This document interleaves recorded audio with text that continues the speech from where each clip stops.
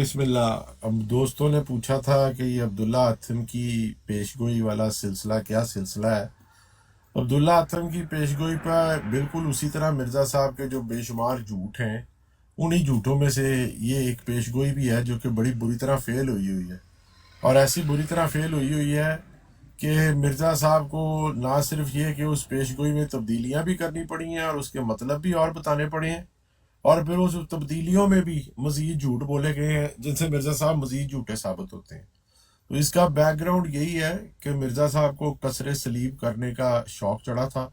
اور جس طرح ان کا دعویٰ تھا نعوذ باللہ کہ جی میں مسیح ہوں اور مسیل مسیح ہوں، تو اور عیسائیوں کے باطل نظریات کو توڑنے کے لیے آیا ہوں. تو انہوں نے ایک حضرت عیسیٰ کی الوہیت کے اوپر عبداللہ اتھم کے ساتھ مناظرہ کرنے کا پروگرام بنایا تھا. وہ مناظرہ کچھ دن چلتا رہا. ٹاپک تو اس کا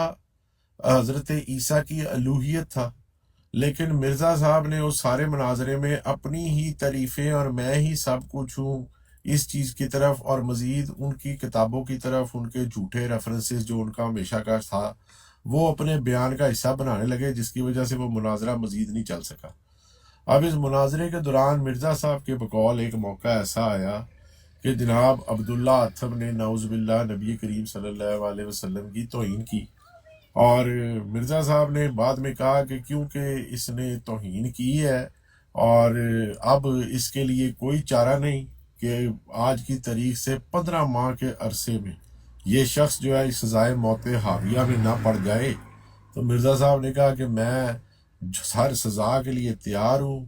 مجھے گلے میں رسی ڈالی جائے، مجھے پھانسی دی جائے، جو بھی تم کو اس کے لیے تیار ہوں. اور اللہ جل شانہ کی قسم کھا کے کہا کہ یہ پیشگوئی نہیں ٹلے گی، نہیں ٹلے گی، نہیں ٹلے گی، 15 ماہ کے اندر یہ بندہ مر جائے گا. وہ 15 ماہ کی جو تاریخ تھی وہ قریب آتی گئی، وہ بندہ نہیں مرا. مرزا صاحب نے اس کے مارنے کے لیے اپنے مریدوں کو بھی تیار کیا، کبھی اس کے اوپر حملے کیے. وہ بوڑھا آدمی تھا، ویسے ہی بیچارے کا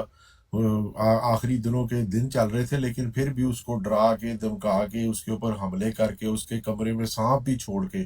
کہ اگر سانپ کے مرنے سے نہ مرے تو شاید ہارٹ اٹیک سے ہی مر جائے. اس طرح کی بھی حرکتیں کرنے کی کوشش کی، لیکن اللہ کو مقصود تھا کہ مرزا صاحب جھوٹے ثابت ہوں. تو وہ شخص جو ہے وہ تاریخ تک بچا رہا، حتیٰ کہ وہ تاریخ آنے میں ایک دن جس دن رہ گیا، مرزا صاحب نے اپنے مریدوں کو چنے دم کر کے دیے کہ جاؤ کسی کنویں میں جا کے یہ چنے پھینک کے آؤ، اور پھینکتے ساتھ ہی مڑ کے نہیں دیکھنا، کیونکہ ان چنوں کے پھینکنے کے ساتھ ایک بہت بڑا عذاب شروع ہونا ہے جس نے جا کے آج کی رات میں عبداللہ اتھم کو مار دینا.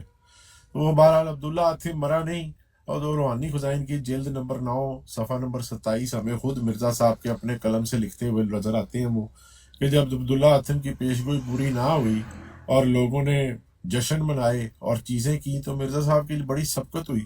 مرزا صاحب نے پھر جھوٹ بولتے ہوئے کہا کہ یہ شخص اس لیے بچ گیا تھا کہ کیونکہ اس نے توبہ کر لی تھی ان الفاظ سے، لہٰذا یہ والا جو شخص ہے یہ اب اس کی پیشگوئی پوری نہیں ہوئی. لیکن اتفاق کی بات ہے کچھ دنوں بعد پھر وہ عبداللہ اتھم واقعی ہی مر گیا. تو مرزا صاحب نے پھر اس کا کریڈٹ دوبارہ لینے کی کوشش کی کہ جناب کیونکہ میں نے کہا تھا یہ مر جائے گا لہٰذا پیشگوئی پوری ہو گئی، اور اس کے اوپر پوری ایک کتاب لکھ دی انجام اتھم، جس میں کہ وہ ساری باتیں جو کہ پہلے جنگ مقدس میں لکھ کے آئے تھے ان کے برعکس اس پیشگوئیوں کا توڑ نکالا. تو یہ مختصر خلاصہ تھا. باقی حوالہ جات جو ہیں وہ انشاءاللہ ابھی گاڑی کھڑی کروں گا تو آپ کو مزید پڑھ کے بھی سناؤں گا کہ کس کس طرح تبدیلیاں ہوئیں اور پیشگوئیاں